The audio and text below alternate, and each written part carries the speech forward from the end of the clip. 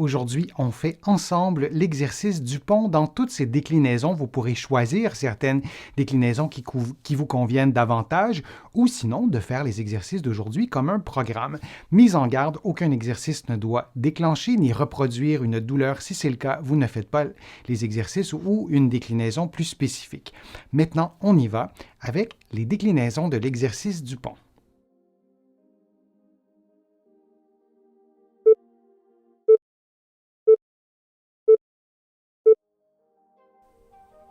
Vous connaissez peut-être la version de base de l'exercice du pont, couché sur le dos, les genoux pliés, les talons ni près ni loin des fesses, les bras, les mains au sol. Vous levez les fesses, vous maintenez la position pendant 1 ou 2 secondes, puis vous descendez les fesses. Vous pourriez aussi garder les fesses levées pendant 50 secondes. L'exercice est un peu différent, mais c'est sensiblement le même mouvement et vous répétez tout ça pendant 50 secondes.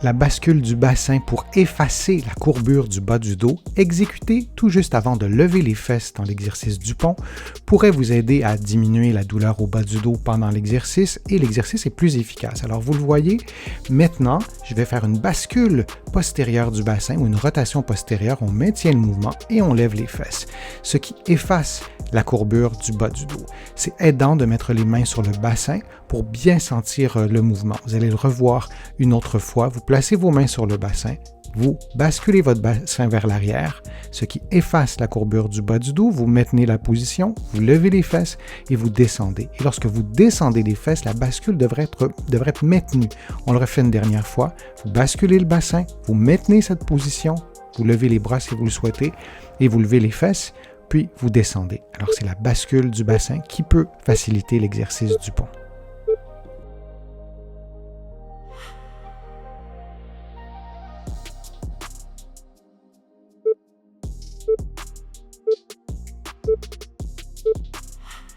L'exercice du pont, en gardant les bras levés, est beaucoup plus efficace. Donc, vous maintenez du début à la fin les bras levés et vous levez les fesses, vous descendez les fesses en maintenant les talons ni trop près ni trop loin des fesses, ce qui vous permettra d'avoir une position relativement neutre. Vous pouvez monter et descendre durant environ 50 secondes et vous pourriez aussi maintenir la position pendant 50 secondes et de descendre ensuite. Vous allez voir, l'effort sera différent.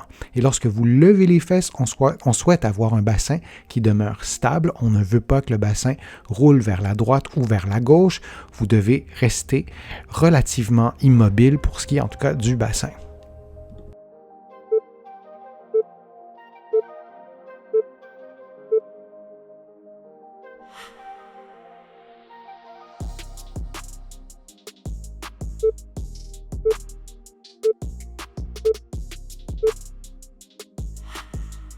Cette déclinaison de l'exercice du pont demande à ce que vous éloigniez les talons des fesses. Vous allez voir, l'effort musculaire va être ressenti davantage près des genoux, dans les muscles situés derrière les cuisses.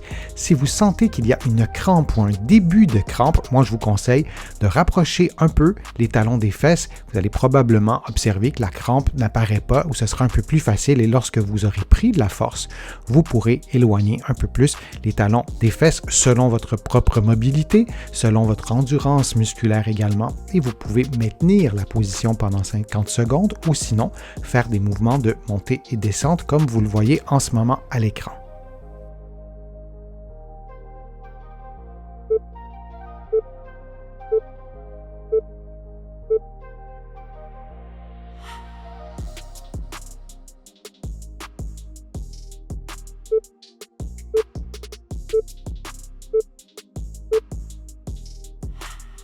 Parfois, l'exercice du pont est difficile pour certaines personnes surélever le bassin avant même de commencer l'exercice peut être aidant.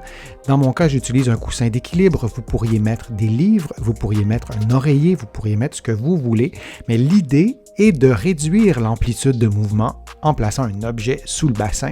Ça sera beaucoup plus facile et graduellement, vous pourrez réduire la hauteur de l'objet placé sous le bassin pour arriver à faire l'exercice sans ajouter d'objet du tout. Alors, c'est une façon de diminuer le niveau de difficulté de l'exercice du pont et cette façon de faire peut être utilisée dans toutes les déclinaisons de l'exercice.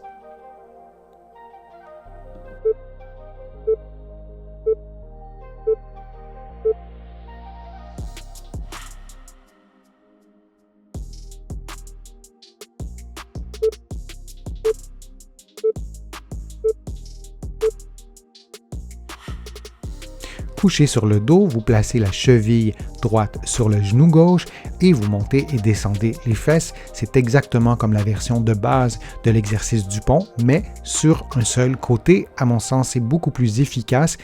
Dès que vous le pouvez, vous faites l'exercice sur un seul côté. Ça stimule davantage la force musculaire, davantage la stabilité du bassin.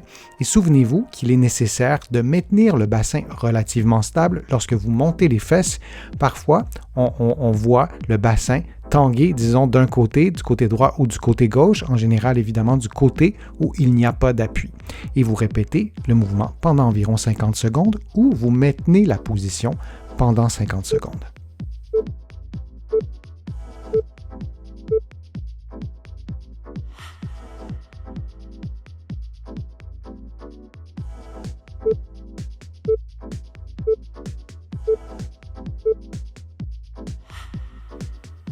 On appuie sur le pied droit, vous levez les fesses, vous avez maintenu votre cheville gauche sur le genou droit et vous répétez durant environ 50 secondes ou vous pouvez maintenir la position durant 50 secondes.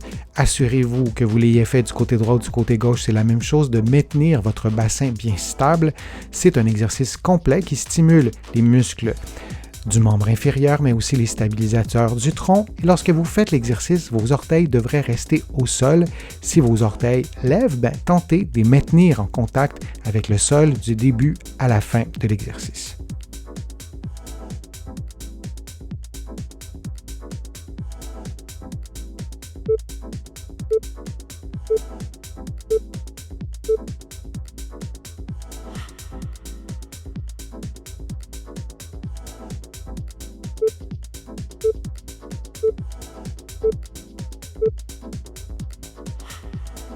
La déclinaison de l'exercice du pont demande à ce que vous placiez les plantes de vos pieds l'une contre l'autre et vous faites l'exercice du pont en levant les fesses et en descendant les fesses. Et même chose, vous tentez de garder le bassin bien stable. On ne veut pas voir un roulement du bassin ni vers la droite ni vers la gauche.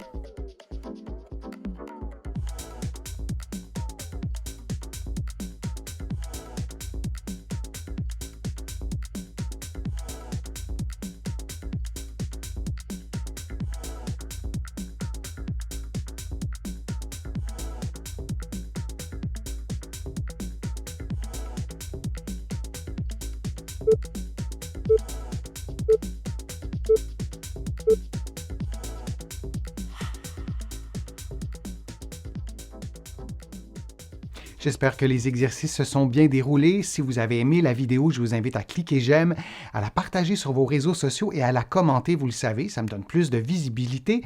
Ça m'aide aussi à produire de nouveaux contenus.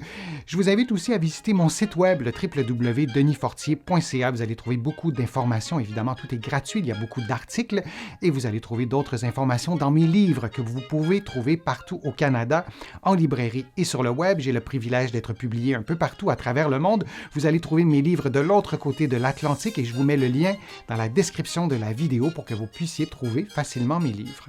Je suis Denis Fortier, je vous remercie beaucoup, à bientôt.